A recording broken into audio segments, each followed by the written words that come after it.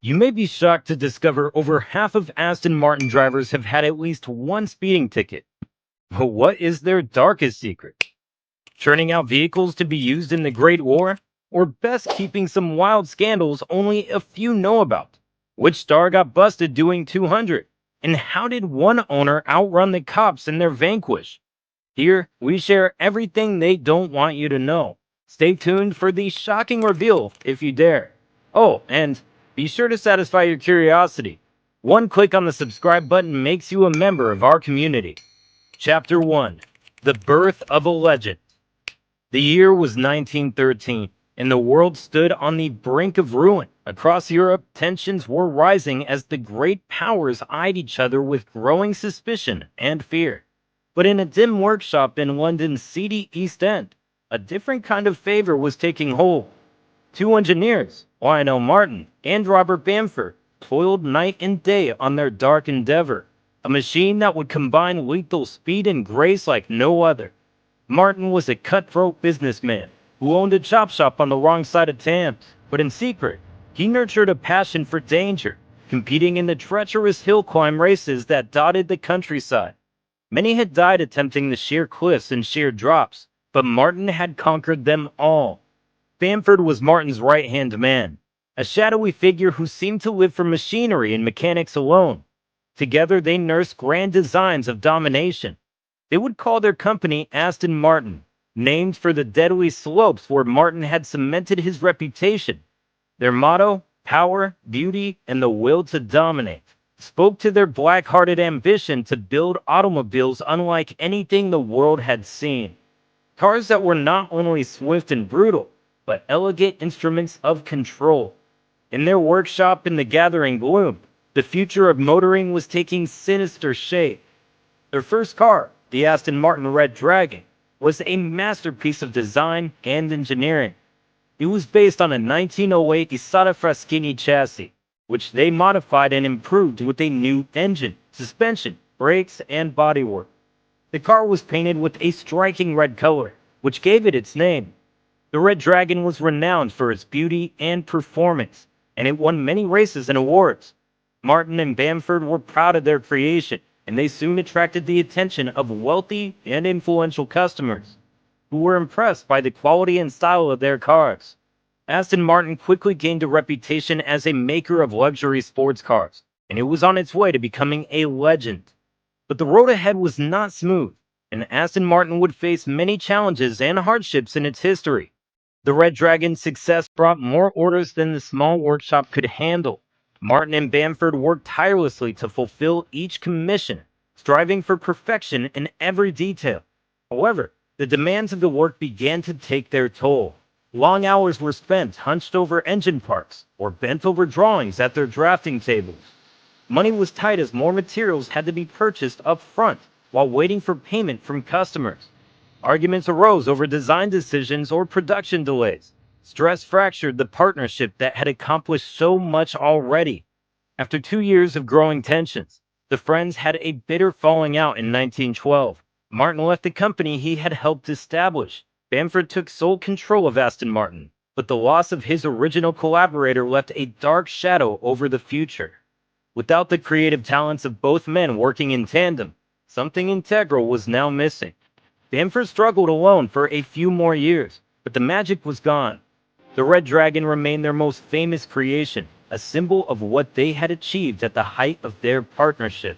But its brilliant red paint seemed faded now, as if reflecting the faded dreams of its creators.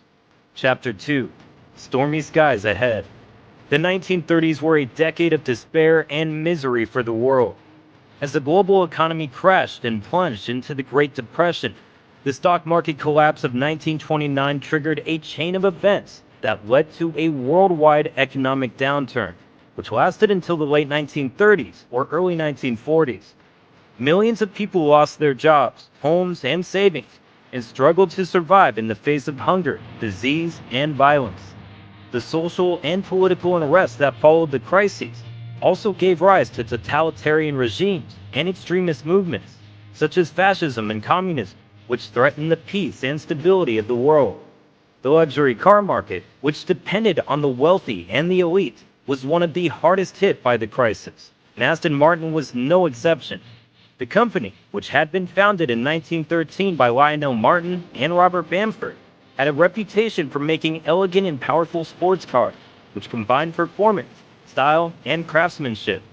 The company had achieved some success and recognition in the 1920s, especially in racing competitions, such as the Le Mans and the Brooklands, but it found no buyers for its expensive and exclusive models, such as the International and the Le Mans.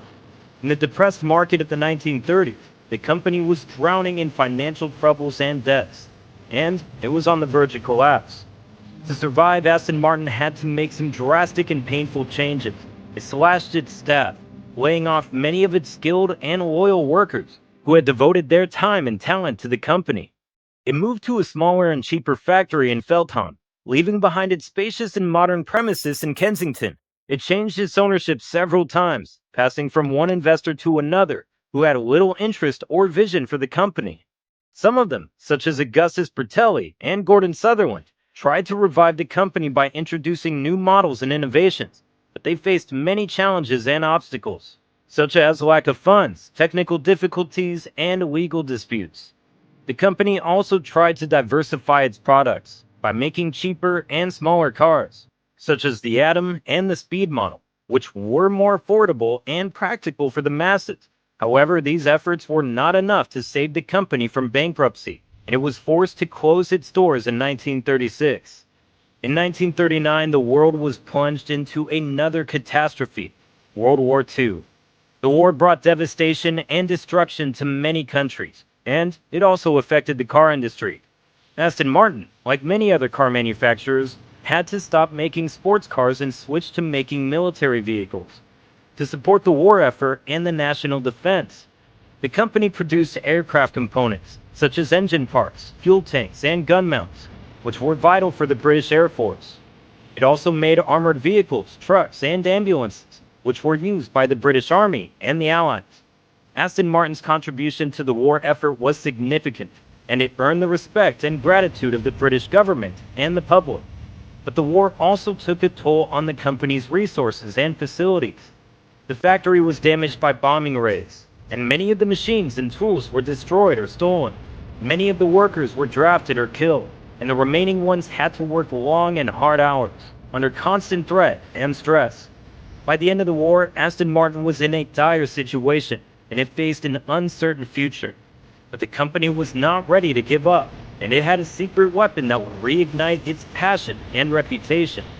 A new car that would change the history of Aston Martin and the world of sports cars. Chapter 3: Reigniting the Passion. The war was over, and the world was ready for a new era of peace and prosperity. But for Aston Martin, the post-war period was not easy.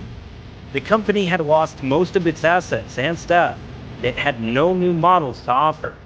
It needed a miracle to survive and revive its glory. The miracle came in the form of a man named David Brown, a wealthy industrialist who had a passion for cars. In 1947, he bought Aston Martin for €20,500, and he also acquired Lagonda, another British car maker that specialized in luxury vehicles. He merged the two companies and formed the Aston Martin Lagonda Ltd. He also hired a talented team of engineers and designers, led by W.O. Bentley, the founder of Bentley Motors, and a renowned expert in car engineering. He gave them the freedom and resources to create the best cars possible, and he supported their vision and ambition. David Brown had a vision for making Aston Martin the best sports car brand in the world. He wanted to make cars that were fast, reliable, and elegant. He wanted to combine the performance and the style of Aston Martin with the comfort and quality of Lagonda. He also wanted to compete in the most prestigious racing events, such as the 24 Hours of Le Mans, the world's oldest and most famous endurance race, where the cars had to prove their speed, durability, and endurance. To achieve his vision, he launched a new series of cars, named after his initials, the DB series. The first car in the series was the DB1, which was based on the pre-war Atom prototype, a car that had been designed by Claude Hill during the war. It was a light and agile car, with a 4-cylinder engine and a tubular chassis. It was a modest success, But it was not enough to impress the critics and the customers, who expected more from Aston Martin. The real breakthrough came in 1950 when Aston Martin unveiled the DB2, the car that would change the history of Aston Martin and the world of sports cars. The DB2 was a masterpiece of design and engineering. It had a sleek and aerodynamic body made of lightweight aluminum, which reduced the weight and drag of the car. It had a powerful and reliable engine derived from the Lagonda V12, which had been modified and improved by W.O. Bentley and his team. It had a spacious and comfortable interior with leather seats and wood trim, which offered luxury and convenience to the driver and the passengers. It had a top speed of over 190 kilometers per hour, and it could accelerate from 0 to 100 kilometers per hour in 11 seconds, which made it one of the fastest cars of its time. The DB2 was an instant hit, and it received rave reviews from the press and the public.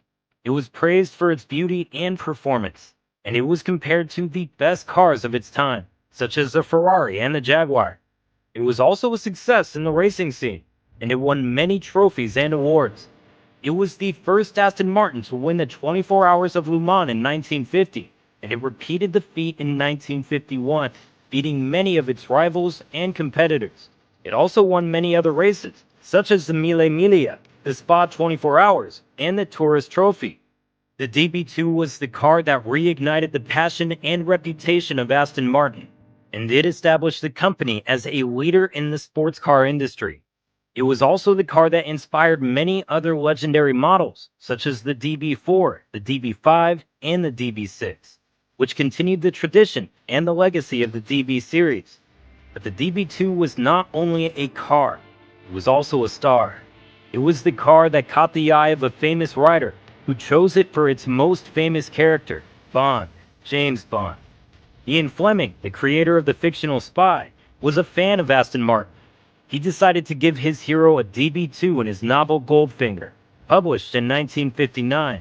The DB2 was the first car to be associated with James Bond, and it started a long and successful partnership between Aston Martin and the Bond franchise, which would last for decades and generations. Chapter 4. A Bond. A James Bond.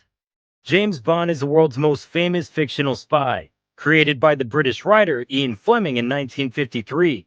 He's known for his charisma, skills, gadgets, and of course, his cars. But did you know that James Bond's first car was not an Aston Martin, but a Bentley? That's right. The original novels by Fleming, Bond drove a 1933 Bentley 4.5 liter, which he modified with the supercharger and concealed weapon compartment. He used this car until the novel Goldfinger, where he switched to an Aston Martin DB Mark III, which he also customized with various gadgets, such as a radar, a homing device, and a smokescreen. The Bentley was a classic and elegant car, which reflected Bond's refined and sophisticated taste. It was also a fast and powerful car, which suited Bond's adventurous and daring personality. But the car that made Aston Martin and James Bond synonymous was the DB5, which appeared in the film adaptation of Goldfinger in 1964. The DB5 was a stunning car with a sleek and elegant design, a powerful 4.0-liter engine, and a top speed of over 230 kilometers per hour. It was also equipped with several amazing features, such as an ejector seat, a bulletproof shield, a revolving license plate, and machine gun. The DB5 was the perfect car for Bond, as it combines beauty and performance, and it also had a secret and mysterious side, with its hidden gadgets and weapons. The DB5 was an instant sensation, and it became one of the most iconic and recognizable cars in the world. It was also a huge success for Aston Martin, as it increased the demand and sales of the brand, and attracted new and loyal customers. The DB5 was so popular that it appeared in 6 more James Bond films, including Thunderball, GoldenEye, Tomorrow Never Dies, Casino Royale, Skyfall, and Spectre. It was the car that defined James Bond, and that made him a legend. But the DB5 was not the only Aston Martin that James Bond drove. He also drove other models, such as the DBS, the V8 Vantage, the Vanquish, and the DB10. Each of these cars had their own charm and personality, and they also had their own gadgets and features, such as a self-destruct system, a rocket launcher, a cloaking device, and a flamethrower. These cars showed the evolution and innovation of Aston Martin as they adapted to the changing times and needs of Bond. They also showed the diversity and versatility of Bond as he faced different enemies and challenges. These cars were not just vehicles, they were also partners and allies for Bond, who helped him in his missions and adventures. Aston Martin and James Bond have a special relationship that goes beyond a mere product placement. They share a common spirit of adventure, style, and sophistication. They also share a common history as they face challenges and changes, but they always manage to overcome them and reinvent themselves. They're both icons of British culture and heritage, and they represent the best of what Britain has to offer to the world. They're both timeless and modern, and they appeal to generations of fans and admirers. They are both Aston Martin and James Bond, and they are both simply the best. Chapter 5: Winding Roads to Uncertainty. The 1970s and 1980s were turbulent times for the world, as the oil crisis, the Cold War, and the rise of new technologies and markets reshaped the global landscape. The car industry was also affected by these changes, and Aston Martin had to adapt and innovate to survive and thrive. One of the main challenges that Aston Martin faced was the increasing competition from other sports car makers, especially from Japan and Germany. These rivals offered cheaper, faster, and more reliable cars that appealed to a wider and more diverse audience. They also had the advantage of mass production, economies of scale, and technological innovation, which allowed them to offer more variety and value to their customers. Aston Martin had to find a way to differentiate itself and maintain its loyal customer base, which was mainly composed of wealthy and elite individuals who valued exclusivity and prestige. To do so, Aston Martin focused on its core values of power, beauty, and soul, and it continued to produce high-quality and high-performance cars that were handcrafted and customized to the customer's preferences. It also invested in research and development, and it introduced new models and features, such as the V8 Vantage, the Virage, and the V12 engine. These cars were meant to showcase the excellence and heritage of Aston Martin and appeal to the emotions and the senses of the customers. They were also meant to compete in the racing scene and to demonstrate the speed and durability of Aston Martin. However, these efforts were not enough to prevent the financial troubles and changes in ownership that plagued the company. Aston Martin changed hands several times, and it was owned by various investors and corporations. However, these efforts were not enough to prevent the financial troubles and changes in ownership that plagued the company. Aston Martin changed hands several times, and it was owned by various investors and corporations, such as Company Developments, Victor Gauntlet, Peter Lavanos, Ford Motor Company, and ProDrive. Each of these owners had their own vision and strategy for the company, and they tried to improve its situation and reputation. But they also faced many difficulties and obstacles, such as lack of funds, legal disputes, management issues, and market fluctuations. They also had different priorities and interests, which sometimes conflicted with the identity and the culture of Aston Martin. Some of these owners were more successful than others, and some of them left a lasting impact on the company. For example, Ford Motor Company, which owned Aston Martin from 1987 to 2007, helped the company to modernize its facilities and expand its production and distribution. It also supported the company's involvement in the James Bond films, and it launched the DB7, the most successful Aston Martin model ever.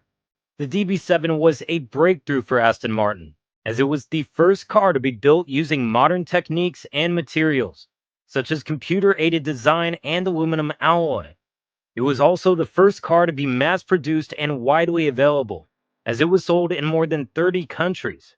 It was a beautiful and powerful car that combined the best of Aston Martin and Ford.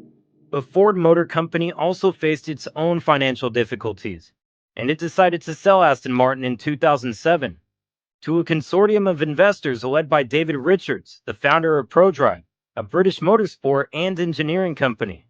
Richards and his partners had a new vision for Aston Martin, and they wanted to make it a global and independent brand. they could compete with the best in the world. They also wanted to restore the original spirit and the values of Aston Martin and to make it more exclusive and prestigious. They also wanted to focus on the environmental and social aspects of the car industry and to make Aston Martin more sustainable and responsible. However, this vision was not easy to achieve, and it also had some drawbacks and risks. For one thing, it required a lot of investment and innovation, which was not easy to obtain and implement in a competitive and changing market. For another thing, it also meant that Aston Martin had to distance itself from some of its partners and customers, who had supported the company for a long time and who had different expectations and needs. For example, some of the James Bond fans and Ford customers were not happy with the changes that Aston Martin made, and they felt that the company had lost some of its charm and appeal. They also felt that the company had become too elitist and inaccessible, and that it had forgotten its roots and history. This vision also faced some criticism and skepticism from the car experts and the media, who questioned the feasibility and the desirability of Aston Martin's strategy. They argued that Aston Martin was losing its identity and its edge, and that it was becoming too similar to its competitors, such as Ferrari and Lamborghini. They also argued that Aston Martin was neglecting its core customers and its core products, and it was focusing too much on the luxury and lifestyle aspects of the car industry, rather than on performance and engineering aspects. They also argued that Aston Martin was ignoring the realities and the demands of the market and that it was isolating itself from the potential and the opportunities of the new technologies and the new markets. These criticisms and challenges put a lot of pressure and stress on Aston Martin, and they tested its resilience and its creativity. Aston Martin had to prove itself and its vision and convince its customers and its critics that it was still a relevant and remarkable brand that could offer something unique and valuable to the world. Aston Martin had to reinvent itself and its products and find a balance between its tradition and its innovation, between its exclusivity and its accessibility, and between its power and its responsibility. Aston Martin had to face the changes and uncertainties of the 21st century and find its place and its purpose in the new era. Chapter 6: Reforged, Revving, Reclaiming the Podium. The 21st century was a time of rapid and radical changes, as the world witnessed the emergence of new technologies, trends, and challenges, such as the internet, social media, electric cars, environmental issues, and global pandemics. The car industry was also affected by these changes, and Aston Martin had to adapt and innovate to survive and thrive. Under the new ownership of David Richards and his partners, Aston Martin embarked on a new strategy that aimed to make the company more independent, profitable, and competitive. The company invested in new facilities, such as the Gaydon factory and the St. Athan plant, and it increased its production and distribution capacity. It also launched new models and features, such as the DB9, the DBS, the Rapide, the 177, the Vulcan, the Valkyrie, and the DBX. These models were designed to appeal to a wider and more diverse audience, and they offered a range of options, such as coupes, convertibles, sedans, supercars, and SUVs. But Aston Martin did not forget its core values of power, beauty, and soul, and it continued to produce high-quality and high-performance cars that were handcrafted and customized to the customer's preferences. It also maintained its heritage and legacy, and it celebrated its centenary in 2013 with a series of events and special editions. It also continued its involvement in the James Bond films, and it introduced the DB10, the car that was specially made for the film Spectre. Aston Martin also formed new partnerships and entered new markets, which helped the company grow and expand its reach and influence. It partnered with various companies and organizations, such as Mercedes-Benz, Red Bull Racing, Tag Heuer, and the Royal Air Force, to collaborate on various projects and initiatives, such as the AMG engine, the Valkyrie hypercar, the luxury watch, and the Aston Martin Wings program. It also entered new markets such as China, India, and the Middle East to cater to the growing demand and potential of these regions. Aston Martin also returned to its racing roots, and it competed in various motorsport events, such as the Formula One, the World Endurance Championship, and the British GT Championship. It achieved remarkable results and successes, such as winning the 24 Hours of Le Mans in 2017 and 2020, and becoming the World Endurance Champion in 2020. It also revived its F1 team after 60 years of absence, and it signed the four-time world champion Sebastian Vettel as one of its drivers. Aston Martin has come a long way since its humble beginnings in 1913, and it has overcome many challenges and hardships in its history, but it has also achieved many triumphs and milestones, and it has become one of the most iconic and prestigious car brands in the world. It has a rich and fascinating history, and it has a bright and promising future. However, this history and future are not without flaws and risks, and Aston Martin has also faced some criticism and skepticism from car experts and the media, who question the feasibility and desirability of Aston Martin's strategy. They argued that Aston Martin was losing its identity and its edge, and that it was becoming too similar to its competitors, such as Ferrari and Lamborghini. They also argued that Aston Martin was neglecting its core customers and its core products, and that it was focusing too much on luxury and lifestyle aspects of the car industry, rather than on the performance and engineering aspects. They also argued that Aston Martin was ignoring the realities and the demands of the market, and that it was isolating itself from the potential and the opportunities of the new technologies and the new markets. These criticisms and challenges put a lot of pressure and stress on Aston Martin, and they tested its resilience and its creativity. Aston Martin had to prove itself and its vision and convince its customers and its critics that it was still a relevant and remarkable brand that could offer something unique and valuable to the world. Aston Martin had to reinvent itself and its products and find a balance between its tradition and its innovation, between its exclusivity and its accessibility, and between its power and its responsibility. Aston Martin had to face the changes and uncertainties of the 21st century and find its place and its purpose in the new era. Aston Martin had to overcome many obstacles and difficulties, and it had to make some sacrifices and compromises to achieve its goals and aspirations. It had to deal with some losses and failures, and it had to learn from its mistakes and shortcomings to improve its performance and quality. It had to cope with some changes and transition, and it had to adapt to its new partners and customers to expand its reach and influence. That's it for today. Be sure to check back for more exciting documentaries like this.